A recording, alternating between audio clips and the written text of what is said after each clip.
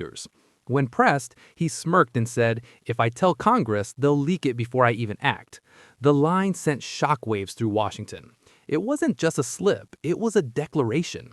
Trump was effectively announcing that the separation of powers no longer applied.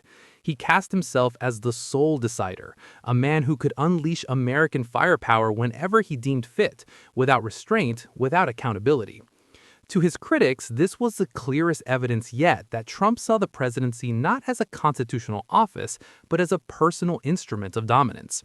He spoke of Venezuela not as a sovereign nation, but as territory to be subdued, framing intervention as an act of stabilization and asset protection.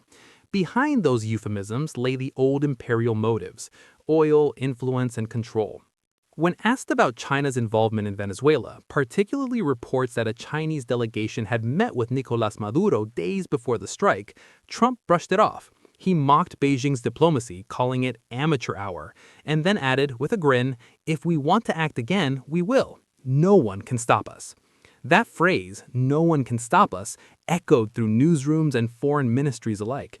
To America's allies, it sounded like arrogance. To its rivals, it sounded like a threat. In diplomatic circles, the response was immediate. European leaders called for restraint, while China and Russia condemned what they described as a declaration of unilateral supremacy. Trump's words reinforced the darkest fears of other nations, that the U.S. under his leadership was not seeking cooperation, but global dominance through intimidation. Analysts link this attitude to Trump's long-standing admiration for strongmen. His history of praising authoritarian figures, from Vladimir Putin to Kim Jong-un, resurfaced, each quote now viewed through the lens of a man reshaping America in the image of those he once envied.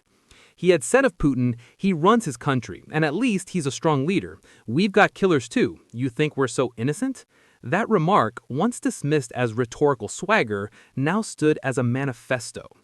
Even members of his own party began to distance themselves. Senate Minority Leader Mitch McConnell, in an uncharacteristically blunt statement, called Putin a thug and a murderer, rejecting Trump's moral equivalence between the United States and authoritarian regimes. The contrast was stark. A party once united behind a president now fractured over the meaning of power itself. But the danger didn't stop with Trump's own rhetoric. Observers warned that his defiance of limits was contagious. Within his political orbit, a new generation of voices began echoing his tone, louder, cruder, and even more extreme. On rallies and on talk shows, Trump allies spoke openly about controlling global oil routes, striking at will, and teaching China a lesson. One truth emerged. Power, once unrestrained, never stops expanding until it consumes the very system that created it.